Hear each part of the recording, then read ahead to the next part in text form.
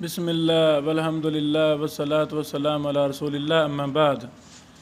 دورہ استنباط حدیث میں المسند الصحیح علی التقاسیم والانواع پر ہماری بات چل رہی ہے۔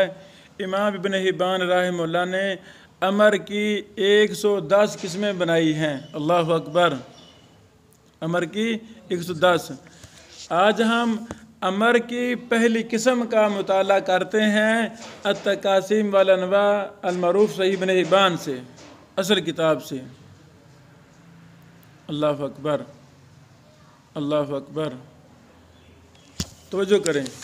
امام ابن حبان رحمہ اللہ صفحہ نمبر 119 میں لکھتے ہیں النوع الاول منها لفظ الامر الذي هو فرض على المخاطبین کافہ فی جمیع الاحوال۔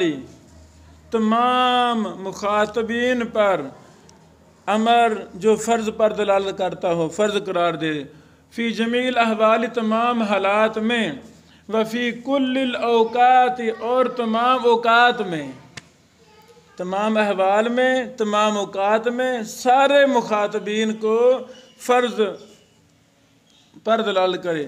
حتی لا یسع احدا منہم الخروج منہ بحال، یہاں تک کہ کوئی بھی کسی حالت میں اس سے نکل سکتا نہیں، نکلنے کی کوشش نہیں کر سکتا۔ اللہ اکبر۔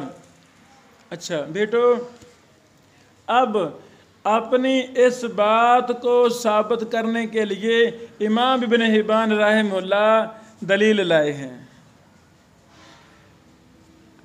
پہلی حدیث لائے ہیں۔ کیسے لائے ہیں؟ توجہ کرنا۔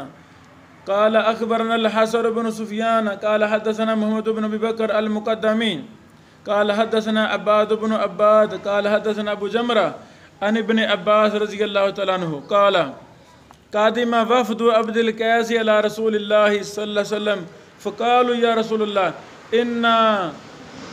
ان هذا الحي من ربیہ قد حالت بیننا و بینک کفار مضر ولا نخلص الیک الا فی شہر حرام فمرنا بعمر نعمل به وندعو الیہ من وراءنا قال آمرکم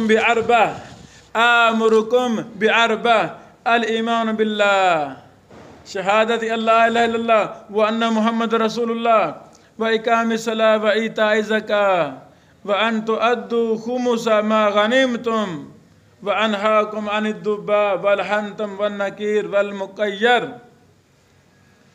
اللہ اکبر۔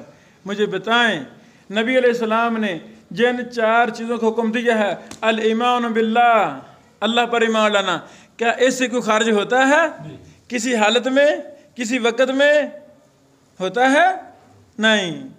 یہ الایمان باللہ تمام مخاطبین کو ہر وقت میں، ہر حالت میں واجب ہوتا ہے، واجب کرتا ہے کہ اللہ پر ایمان لاؤ۔ یہ نقطہ کیسا ہے امام ابن حبان کا؟ اصول کیسا ہے کہ نہیں کمال؟ اچھا، شہادت اللہ الہ الا اللہ وان محمد رسول اللہ واقام الصلاۃ وایتاء الزکاۃ، یہ ساری چیزیں ہر کسی پر واجب ہیں۔ واضح؟ اس کے بعد نقل کرنے کے بعد امام ابن حبان فرماتے ہیں قال ابو حاتم روا ھذا الخبر قتادہ عن سعید بن مسیب وعکرمہ عن ابن عباس وابن نضرہ عن ابی سعید الخدری رضی اللہ تعالیٰ عنہ، یعنی اس حدیث کی مزید سندوں کی طرف، مزید توابع شواہد کی طرف بھی اشارہ کر رہے ہیں، کیونکہ امام تجرح و تدلیل کے بہت بڑے امام تھے ابن حبان رحمہ اللہ، تو وہ بھی اشارہ کر رہے ہیں۔ توجہ کرنا۔ اب جو میں نے تقریب تیار کی ہے صحیح ابن حبان پر، اس میں پہلی قسم بھی آ گئی ہے اور پہلی حدیث بھی آ گئی ہے۔ بس آگے میں لایا، بس یہ لایا ہوں تاکہ جتنی ہی یہ اہم کتاب ہے اتنی یہ چھوڑی ہوئی ہے، پتہ ہے نہیں علماء کو، طلبہ کو پتہ نہیں ہے، ہمیں پتہ ہونا چاہیے۔ اصل میں اصل کتاب چھپی ہے 2012 میں، تو 2012 سے پہلے تو وہ صحیح ابن حبان تھی نا، صحیح ابن حبان، تو وہ ایسے ہی ذہن میں آتا تھا یہ فقہی کتاب ہے، حالانکہ یہ استنباط حدیث کی بہت بڑی اصل اصول یہی کتاب ہے، اس کو ہم نے لازم پکڑنا ہے، ہر چیز پر ہم نے غور کرنا ہے۔ امام ابن حبان رحمہ اللہ اسی مسئلہ کو مزید واضح کرنے کے لیے آگے 7 عنوان الگ سے قائم کرتے ہیں۔ امر کی پہلی قسم کے تحت 7 عنوان مزید قائم کرتے ہیں۔ پہلے میں 7 عنوان پڑھتا ہوں۔ پہلا، ذکر البیان بأن الایمان والاسلام اسمان لمان واحد، ایمان اور اسلام دونوں ایک ہی معنی کے نام ہیں۔ واضح؟ چونکہ حدیث میں ایمان کا ذکر ہے تو اب اس کی وضاحت کے لیے یہ عنوان قائم کیا، آگے حدیث لائے ہیں، اور حدیث لائے ہیں۔ دوسرا انہوں نے عنوان قائم کیا، ذکر البیان بأن الایمان والاسلام شعب و اجزاء غیر ما ذکرنا فی خبر ابن عباس و ابن عمر بحکم الامینین محمد و جبریل علیہ السلام۔ پھر اس کے تحت اور احادیث لائے ہیں۔ اس کے بعد ایک اور عنوان قائم کرتے ہیں، ذکر البیان بأن الایمان بکل ما جاء به المصطفى من الایمان۔ پھر آگے دلائل لائے ہیں، ایک حدیث لائے ہیں باسند۔ اس کے بعد ایک اور باب قائم کرتے ہیں، ذکر البیان بأن الایمان بکل ما اتى به النبی صلی اللہ علیہ وسلم من الایمان مع العمل به، من الایمان مع العمل به، عمل بھی ساتھ ہے۔ پھر آگے ایک حدیث لائے ہیں۔ اس کے بعد ایک اور عنوان لائے ہیں، ذکر البیان بأن الایمان اجزاء و شعب لها اعلی و ادنا، ایمان کے درجے ہیں تو کچھ اعلی ہیں کچھ ادنا ہیں۔ پھر آگے حدیث لائے ہیں۔ اس کے بعد ایک اور عنوان قائم کرتے ہیں، ذکر الخبر المدحض قول من زعم ان هذا الخبر تفرد به سہیل بن ابی صالح۔ بعض نے کہا کہ سہیل بن ابی صالح منفرد ہے اس حدیث میں، تو کہتے ہیں میں اس کو رد کرنا چاہتا ہوں۔ اللہ اکبر۔ پھر وہ آگے لائے، آگے مفصل بحث کی۔ اسی نو میں 7واں باب قائم کرتے ہیں، ذکر الخبر المدحض قول من زعم ان الایمان شیء واحد لا یزید ولا ینقص، جو کہتا ہے ایمان ایک چیز کا نام ہے، نہ زیادہ ہوتا ہے نہ کم ہوتا ہے، اس کا رد میں کر رہا ہوں۔ آگے دلیل ذکر کر دی ہے۔ کچھ واضح ہوا؟ ابھی واضح نہیں ہوا۔ میں یہ سمجھانا چاہتا ہوں، امام ابن حبان رحمہ اللہ اپنی مبارک کتاب المسند الصحیح علی التقاسیم والانواع میں پہلا امر کا قسم کو ثابت کرنے کے لیے وہ ایک دلیل لائے ہیں، حدیث لائے ہیں۔ پھر اس حدیث کا معنی مفہوم واضح کرنے کے لیے، استنباط کرنے کے لیے انہوں نے 7 الگ عنوان قائم کیے ہیں کہ نہیں کیے؟ بولو، کیے ہیں۔ اور یہ 7 کے 7 ہی استنباط حدیث ہے۔ جب ایمان باللہ کی حدیث پر ہم شرح لکھیں گے، استنباط استخراج کریں گے، تو یہ امام ابن حبان کے 7 عنوان اس پہلی قسم کے تحت یہ استنباط ہو رہے ہیں کہ نہیں ہو رہے؟ ہو رہے ہیں۔ یعنی پہلی قسم امر کی، اس پر دلیل لائے ہیں، اس دلیل میں جو مسئلہ ہے ایمان کا، اسلام کا، اس کو واضح کرنے کے لیے اور اس سے ملتے جلتی احادیث بھی لائے ہیں۔ ہر جو استنباط کیا ہے اس کی دلیل بھی ساتھ لائے ہیں۔ تو آپ کا کیا خیال ہے، استنباط جو دلیل کے ساتھ ہو تو یہ کتنا ہی مضبوط استنباط ہوتا ہے؟ مجتہد، مفسر، مفتی، شیخ الاسلام، حدیث کا شارح جب حدیث پر شرح کرتا ہے، الحمدللہ ایک حدیث سے 500 مسئلہ ہمارے محدثین نے استنباط کیا ہے، تو الحمدللہ وہ ہر استنباط کے ساتھ حدیث کا کوئی نہ کوئی ٹکڑا بھی ذکر کرتے ہیں۔ یہ مسئلہ میں اس حدیث کے فلاں لفظ سے لے رہا ہوں، اور اس پر مزید دلائل بھی لاتے ہیں، اس پر مزید یہ دلیل ہے، یہ دلیل ہے۔ واضح؟ دوبارہ پھر امام ابن حبان رحمہ اللہ نے المسند الصحیح میں امر کی 110 قسمیں لکھیں۔ یاد ہو جائیں گی کہ بول جائیں گی؟ یاد ہو گئے؟ 110 پہلے پتہ تھا؟ نہیں۔ آپ فوت ہو جانا تھا 100 سال 80 سال بعد، ان کو پتہ نہیں چلنا تھا۔ بتائیں علم حدیث کا اتنا بڑا ذخیرہ سے ہم نے محروم ہی رہنا تھا؟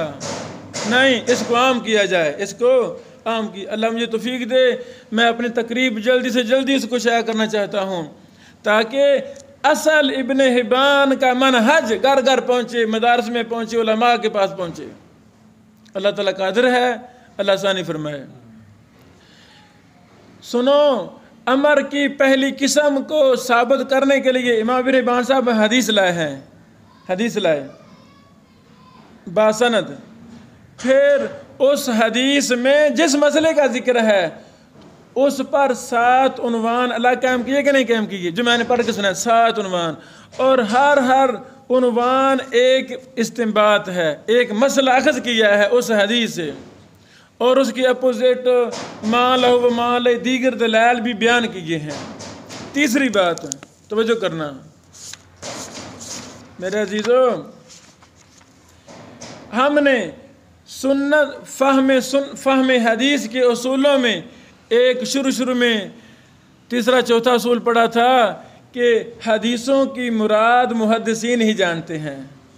اہل سنہ کے علماء محدثین، جو اہل سنہ ہیں، محدث ہوتا ہی اہل سنہ ہے۔ یاد رکھو، اہل سنہ کو یہ شرف حاصل ہے، اہل الحدیث کو جتنے بھی محدثین ہیں وہ سارے اہل سنہ سے ہیں۔ واضح؟ تو امام ابن حبان رحمہ اللہ ایک ایک حدیث کو ذکر کرنے کے بعد بڑی مفصل بات کرتے ہیں، اپنی مراد کو ثابت کرنے کے لیے بات کرتے ہیں۔ مثلا یہی حدیث نمبر 2 جب لائے ہیں، بنی الاسلام علی 5، یہ حدیث لائے ہیں، اس کے بعد امام ابن حبان نے بڑی مفصل 5-6 سطروں میں بات کی ہے۔ بات کیا ہے؟ حاذان خبران خرج خطابهما على حسب الحال لأنه صلی اللہ علیہ وسلم ذکر الایمان ثم اداه 4 خصال ثم ذکر الاسلام واداه 5 خصال وهذا مما نقول في كتبنا بأن العرب تذكر شيئا في لغتها بعدد معلوم ولا نريد بذكرها ذلك العدد نفيا عما وراءه ولم يرد بقوله ان الایمان لا يكون الا ما ادعى في خبر ابن عباس۔ اچھا، یعنی اس پر آگے خود مزید بات خود شرح کرتے ہیں۔ یہ شرح سونا ہے، یہ شرح حدیث کا معنی بیان کر رہے ہیں۔ دونوں حدیثوں کے تھوڑا سا اختلاف ہے لفظی لغوی، اس کو واضح کر رہے ہیں۔ یہ نہیں آگے ہر حدیث کے آخر میں تو نہیں، کچھ احادیث کے آخر میں یہ بڑی بڑی تفصیلی بات کی ہے۔ مثلا یہ حدیث نمبر، مجھے نظر نہیں آ رہا، یہ کیا لکھا ہے حدیث نمبر؟ حدیث نمبر 5 ذکر کی ہے امرت ان اقاتل الناس، ابن حبان رحمہ اللہ نے۔ اس کے بعد ابن حبان نے 8-10 سطروں میں اس پر تفصیلی بات کی ہے، قرآن و حدیث سے مزید دلائل دی ہیں، اس کا معنی کیا ہے، اس سے مراد کیا ہے، بتائیں۔ یہ استنباط ہے کہ نہیں؟ یہ حدیث کی شرح ہے کہ نہیں؟ ہے۔ اسی طرح حدیث نمبر 6 کے آخر میں، حدیث نمبر 7 کے آخر میں پھر بڑی مفصل بات کی ہے۔ اما قولہ صلی اللہ علیہ وسلم اللہ شعبۃ من الایمان فہو لفظۃ اطلقت علی شیء بکتابۃ سببہ، آگے مفصل 8-10 سطروں میں بات کی ہے۔ واضح؟ تو یہ کتاب اس لائق ہے اس کو پڑھا جائے، اس کو پڑھا جائے۔ تو انشاءاللہ ہم نے اہم چیزوں کو لینا ہے، واضح کرنا ہے، تاکہ ہمیں بھی فائدہ ہو، ہمارے پوری دنیا میں جو سنتے ہیں ہمارے دراجات ان کو بھی فائدہ ہو، وہ بھی اس کتاب کو لازم پکڑیں۔ آپ بھائیوں نے کل اس پورے باب کو اچھی طرح حل کرنا ہے، بار بار پڑھنا ہے۔ پہلی قسم کو امام ابن حبان جس انداز میں واضح کیا ہے، پھر استنباط کیسے کیا ہے، یہ آپ نے حل کرنا ہے۔ کل میں سن رہا ہوں آپ سے۔ بارک اللہ فیکم۔